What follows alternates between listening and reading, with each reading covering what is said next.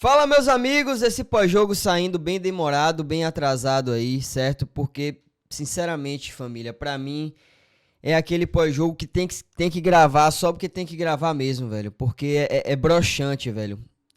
Vim falar do Vitória aqui.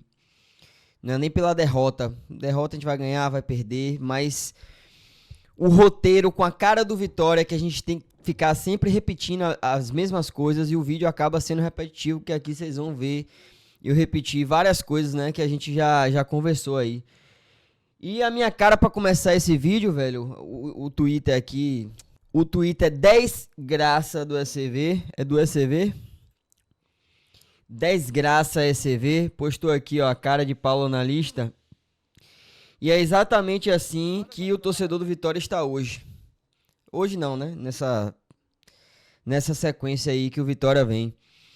Então, meus amigos, eu ia até desejar um feliz Dia dos Pais, mas tem nem como desejar um feliz Dia dos Pais com um jogo, um desempenho, uma fase aí que o Vitória vem vivendo. Carille já são 7 jogos no comando Vitória, venceu um só, né? Eu que costumava falar aqui, e assim, a gente vai mudando de ideia a cada jogo e o futebol é isso, porque o futebol é dinâmico, né? Não me importo não de ir mudando minhas visões, mas eu vinha confiante, velho, de que o time tava evoluindo, né, de que a gente tava vendo pequenas melhoras ali, mas parece que nesse jogo, velho, foi tudo por água abaixo. Eu sei que tem as questões dos desfalques, né, eu sei que jogar contra o São Paulo lá no Morumbi é muito difícil, o Vitória não consegue vencer lá, nunca venceu lá, né, a gente sabe que é um jogo difícil, que é um resultado não é normal, porque pra mim nunca vai ser normal o Vitória perder, né? A gente vai estar sempre torcendo aí pro melhor, mas é um resultado natural, comum de acontecer, né? Não é nenhuma catástrofe perder de 2-0 pro São Paulo lá. O problema é a postura do Vitória em campo, né? Que a gente viu até em alguns jogos, como por exemplo no Inter, que o Vitória conseguiu ali incomodar um pouquinho mais.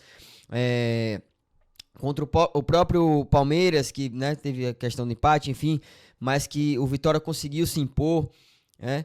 E aí no jogo contra o São Paulo, eu sei que é fora de casa também, a gente não quer ver um Vitória, né, pra cima, com as linhas lá em cima e pressionando o jogo todo, mas pelo menos que mostre alguma coisa pro torcedor, que passe uma esperança pro torcedor que em algum momento pode sair um gol, porque o que a gente viu foi no segundo tempo um chute só de Oswaldo pra fora, né, quase chegando atrasado ali. Primeiro tempo teve um chute de Ronald que desviou no zagueiro. Então, assim, pouquíssimas chances criadas pelo Vitória, né? O Vitória que não consegue chegar, não consegue construir uma jogada, né? E que viu o São Paulo dominar a partida. O São Paulo dominou a partida. Se for rever os melhores momentos aí, é até chato falar, mas era pro Vitória ter tomado até mais. Se não fosse ali 1-2 defesas de Lucas Arcanjo, se não fosse também algumas chances perdidas ali pelo São Paulo, era pro Vitória tomar muito mais, né? Claro que a gente não gosta de falar isso, mas o São Paulo botou o Vitória na roda. E a gente tem o lance do gol, né? Que pra mim Zé Marcos estava chegando inteiro ali. Eu acho que dava até pra ele ou ter afastado ou ter dividido ali com o jogador do São Paulo, né? E aí ele dá uma atrasada na passada, ainda não consegue fechar, a bola passa por debaixo da perna dele. E aí o jogador do São Paulo chegando ali na zaga sozinho, né? Acho que Lucas Braga e Ricardo Hiller pararam ali na marcação. O jogador do Vitória, do São Paulo, chega sozinho. Eu ouvi alguns comentários, até lá na Toca do Colossal, que eu tava assistindo a transmissão do Canto Rubro Negro, tava passando lá. E acho que foi Paulo Narista que comentou que achou a bola defensável para Lucas Arcanjo. Eu sinceramente não achei. Achei que foi uma bola que chegou já a queima-roupa, já muito próximo, né? E forte ali. Então não achei defensável, não achei que era uma bola que dava para Lucas Arcanjo defender. Mas a falha de Zé Marcos e o jogador chegar sozinho na pequena área é inacreditável. Lembrando que a jogada, mais uma vez, jogada que o Vitória toma a tabela ali na lateral, né? As duas laterais ontem muito mal, né? Com os desfalques aí da lateral direita, com Luan estreando, Ramon estreando, perdão. E aí a gente tem depois o lance do possível pênalti, né, pro Vitória, que o VAR chamou. Sinceramente, eu não achei pênalti, né? O jogador do São Paulo caído ali, ele bota o braço no rosto para proteger. Alguns comentários que eu ouço, às vezes eu concordo, às vezes eu discordo, né? Aí lá na Toca do Colossal mesmo, o pessoal comentando, talvez se fosse ao contrário, o juiz marcaria. Talvez fosse, né? Mas de qualquer forma, não acho que foi. Claro que a gente sempre tem essa sensação, né, de que contra o Vitória não marcou, e aí se fosse outro time marcaria por conta aí de algumas injustiças, né, que já prejudicaram a gente em termos de arbitragem. E só que a gente tem depois também no segundo tempo um lance ali em Ronald, né, uma chegada forte que meu parceiro Denilson, que mora lá em São Paulo, também lembrou muito bem, né, o jogo contra o Corinthians, que Yuri Alberto chega numa jogada muito parecida e só toma amarelo, né? O VAR até chamou para um possível vermelho. O VAR chamou, não, minto. O VAR nem sequer chamou para um possível vermelho, né? Na minha opinião, poderia ter chamado, né?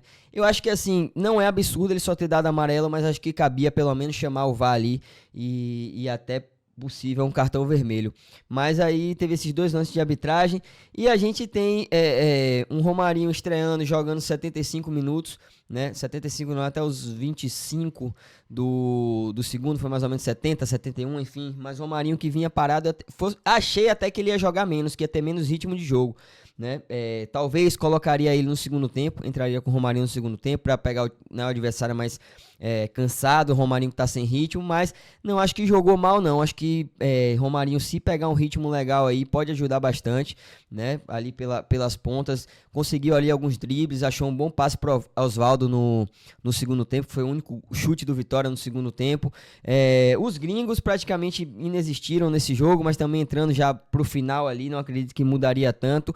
A gente sabe e a gente entende, né, que tem a questão de adaptação e tal, mas foi o que eu falei no vídeo com o pessoal do Recanto sobre as contratações dos gringos, né? A gente sabe que tem esse período de adaptação e tal, mas também não dá para esperar tanto, né? Porque o campeonato tá correndo e o Vitória tem que correr aí atrás do prejuízo.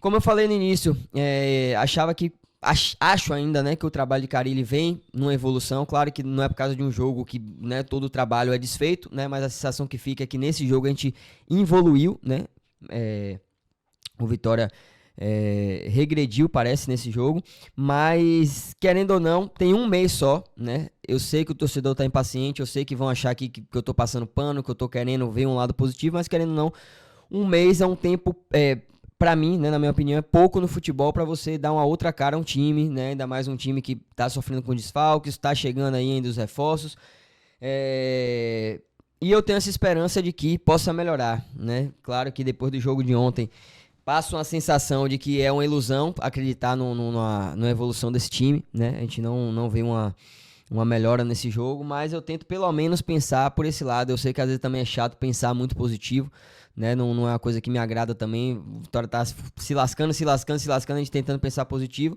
mas de fato é a minha opinião, né? Pelos jogos que o Vitória fez, são 7 no comando de Carille. Eu sei também que é péssimo.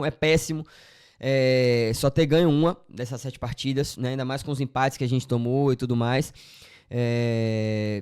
Mas eu tenho esperança aqui, né? Retornando aí os desfalques, essas novas contratações, conseguindo pegar um pouquinho mais de ritmo, acredito que o Vitória possa melhorar. Claro que a esperança é pouquíssima, né? Mas como torcedor, eu tenho essa visão, né? Quando eu jogo pro alto, eu jogo pro alto. Vocês estão ligados que ano passado, contra o Vasco aqui, eu falei, pô, família, é um sentimento hoje de rebaixamento. Quem quiser acreditar aí, que acredite, mas, né, e em vários momentos ali do campeonato do ano passado, eu falei, eu acho que não dá mais. Mas eu, de fato, tenho esperança, não é aqui pra querer ser super torcedor, ser otimista, eu, de fato, tenho esperança que Carille possa ainda continuar evoluindo esse time. Claro que não acho que vai ser muito além disso, tá? Não esperem muito mais além disso quando eu falo aqui de evolução, né? Que a gente vai ver um time jogando pra, né, buscar uma vaga na Libertadores e enfim, brigar lá em cima, mas pelo menos, né, o mínimo que eu espero de evolução nesse time é ver uma postura diferente, como a gente viu em alguns jogos aí já no comando de Carille. Claro que ainda é muito pouco, tá? O pessoal também acha que quando eu falo que o time estava evoluindo, que é uma grande evolução, é muito pouco ainda o que a gente viu nesse trabalho de Carille, né? Vitória passando um sufoco muitas vezes ali, conseguiu se segurar do jeito que deu, empatezinho lá contra o Botafogo, mas também ressaltando que o Vitória tomando muito gol no final do jogo, né? Assim como foi mais uma vez do segundo gol, que a gente vai chegar lá depois dos 40, então uma coisa que a gente vem falando também do Vitória, que o Vitória costuma tá tomando, né, nesse comando de Carille, costuma tomar gols no final, né, isso aí é um ponto que tem que ser melhorado, né, pelo técnico. E o segundo gol, velho, um escanteio ali que o jogador do São Paulo consegue ainda raspar, né, é inacreditável como o Vitória, a maioria das bolas aéreas o Vitória não consegue ganhar. E a segunda bola quase nunca sobra pro Vitória. No ataque não sobra pra gente a segunda bola. E na defesa, quando o Vitória afasta, a maioria das bolas ontem sobraram pro São Paulo. E no gol não foi diferente, né? E aí o jogador do São Paulo chegando ali sozinho. E o outro saindo lá quase da linha de impedimento ali, mas ainda estava em posição legal, sozinho também, ou seja, três falhas aí, né? A de deixar o jogador do São Paulo cabecear sozinho, acho que tinha uns 4 jogadores do Vitória ao redor dele, né? Primeira bola ali. A segunda, o cara sozinho, e acho o jogador do São Paulo chegando também livre de marcação. Então, assim, é difícil, é complicado. Eu venho, como falo aqui, falei no início, né? Bem desanimado, né? Eu sempre passo de fato o meu sentimento verdadeiro aqui em relação ao Vitória, tanto na empolgação quanto no desânimo, né? Tanto é que tô vindo gravar aqui aos 45 do segundo de um domingo aqui, só para não deixar de comentar aí sobre esse jogo. Uma coisa que eu sei que o torcedor tá sedento para que eu fale aí, e para mim também nem adianta falar porque é chover no molhado, né? Que é a gente mais uma vez aturando Lucas Braga e Ricardo Rila. Isso aí já é chover no molhado, é assunto batido, né? Acho que é opinião aí unânime na torcida do Vitória, né? Que Lucas Braga e Ricardo Rila não dá mais. A gente teve um lateral contratado agora, Ramon estreou, né? Não achei essas coisas, né? A partida de estreia dele, mas a gente tem que falar também que o Vitória demorou um século para contratar um lateral. Demora para contratar o lateral esquerdo, né? E a gente teve que aturar aí o pobre do Maicon Silva, que talvez não fosse nem para ele estar lá de titular, coitado. E a gente tem um jogo como ontem que os desfalques faz a diferença. Eu vi alguma página aí no Instagram do Vitória, tá alguém comentando, não, mas a gente está desfalcado, mas não é desculpa, né? A gente ter dificuldades e jogar como jogou por causa de 2, 3 desfalques que a gente tem, né? É resultado de um péssimo elenco montado por essa diretoria, que mais uma vez também é chover no molhado, né? Eu não gosto de fazer os vídeos aqui porque fica repetitivo, que o Vitória não tem nada de novo pra gente comentar. É exatamente o que a gente vai falar, que não aguenta mais Lucas Braga, que não aguenta mais Ricardo Rila, né? Que a diretoria errou em montar mais uma vez o elenco, assim como no ano passado, e aí a gente tem que trocar o carro com o pneu andando e torcer para que essas contratações de agora salvem o mundo de novo, né? Como foi ano passado. Então, assim, o roteiro é o mesmo, né? O roteiro é o mesmo e a gente tem que comentar.